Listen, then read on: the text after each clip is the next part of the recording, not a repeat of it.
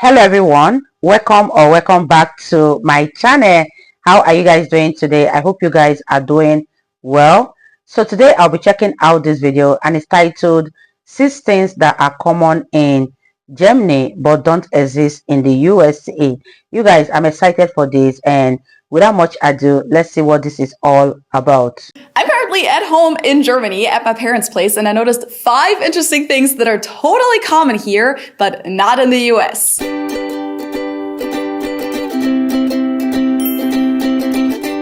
Hallo, servus, and welcome back to my YouTube channel. My name is Feli. I've been living in Cincinnati, Ohio since 2016, but originally I'm from Munich, Germany, which is where I am right now. And even though Germany and the US are both Western developed countries that have a whole lot in common with each other, there's some significant differences in the way that people live their day-to-day lives, including everyday items that you'll find in pretty much every German household, but not in the US. Number 1 is an electric kettle. In German, we call this Wasserkocher, and it's a super standard kitchen item that you'll find in almost every German kitchen. Even in student dorms that don't have a full kitchen, most people have at least an electric kettle so that they can heat up some water without having to use a stove. This is my parents' kettle, but they literally come in all different shapes and sizes. And yes, of course you can get these in the US. They do sell them, but I literally never see these in American households. I think the only kitchens I've ever seen these in belong to people from my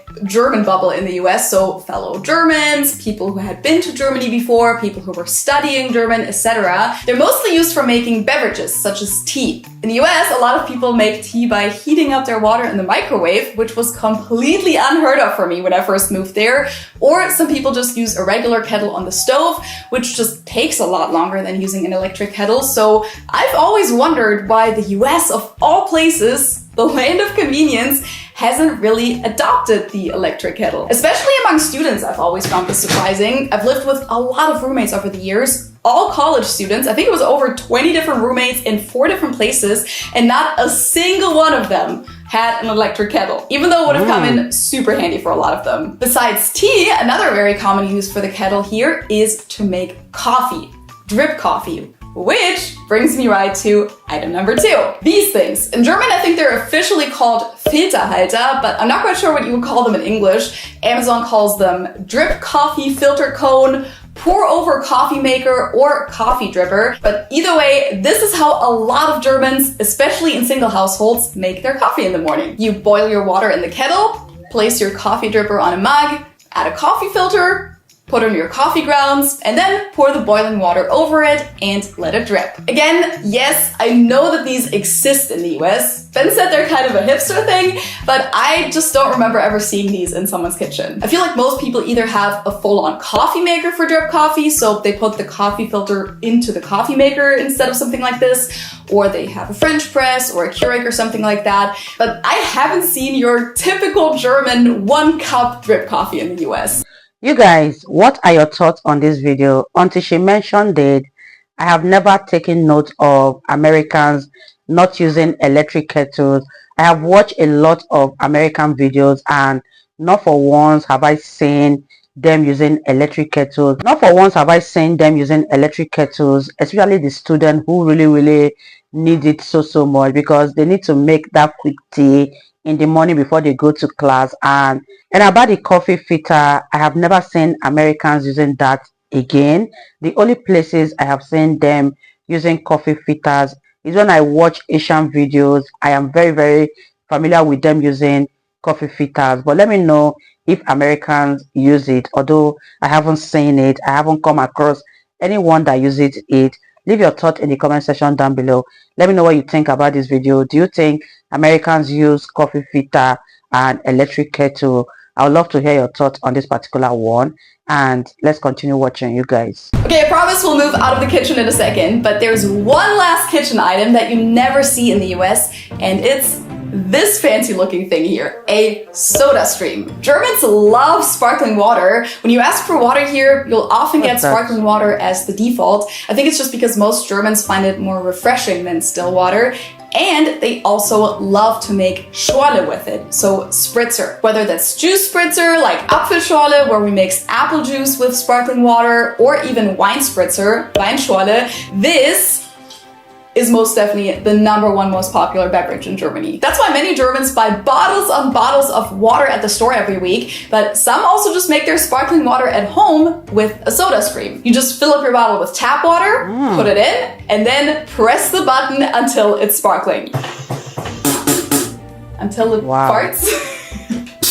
In the back, you have this cartridge that's filled with CO2, and that's what puts the carbonation in the water. So instead of buying all of this water at the store, all you gotta do is get a new cartridge every few months, which is why this is a pretty common item in German kitchens. Maybe not quite as common as the kettle, but you'll definitely come across it a lot. SodaStream even sells syrup so that you can make your own homemade soda with this. I've never tried that though, so if you have, let me know in the comments if that actually works. In the US, I think SodaStream is becoming a little more popular because we just saw it at the store the other day, but since Americans aren't very big on sparkling water to begin with, there really isn't as big of a market for something like this. Okay, so now we're finally moving out of the kitchen and into the entryway or hallway, where in most German households you'll find this. A Schuhlöffel, as we call it, literally translated to shoe spoon, but in English, of course, you call this a shoe horn. So from what I know, in the US, these are more known as something that older people use or men that need to wear dress shoes every day. But in Germany, these are just your regular, everyday item for the whole family. No, but really, I think we even used to have a kids one when we were little, and in a lot of families, I know that the kids were taught to use the shoe horn instead of their fingers or whatever to put on their shoes for good manners.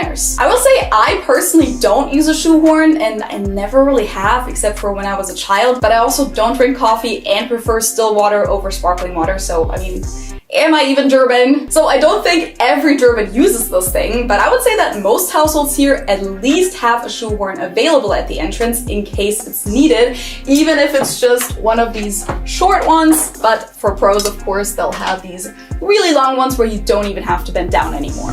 And for the last point, we moved down here to the basement to my dad's workbench, because the last item that you'll find in every German household, but that most Americans have probably never even seen before, is this. A Zollstock or Meterstab. This is something you'll find in every tool bag in Germany. My dad literally has 3, then he has a little guy. Like, these are all the ones that I just found in like a 15-minute search. But what even is this? It's a measuring tool. In the US, people almost exclusively use measuring tapes, which do exist here as well, but they haven't fully replaced these things. In English, I think they're sometimes referred to as a yardstick, even though I think technically a yardstick is a stick that's 1 yard long that doesn't necessarily fold like this.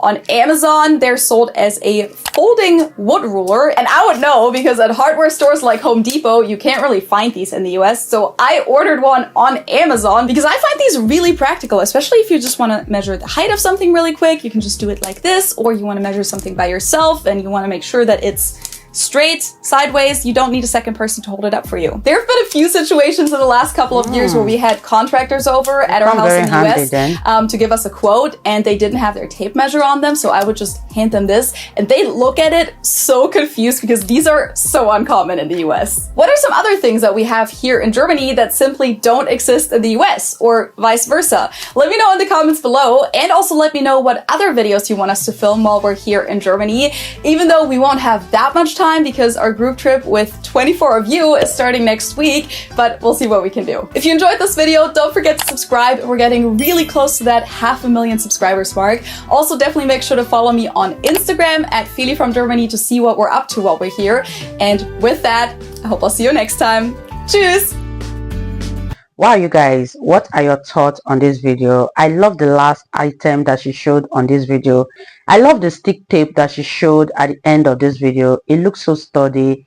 It looked like something that will come very handy. And I love how she educated us on how to use it. I love it so much. And I believe there are a lot of things in Germany that don't exist in America that she didn't show in this video. But let me know what you guys think about this in the comment section down below. This is a very interesting video, and watching this video I'm beginning to learn a lot about Germany, and let me know what you guys think, and I'll see you all in my next video. Bye guys.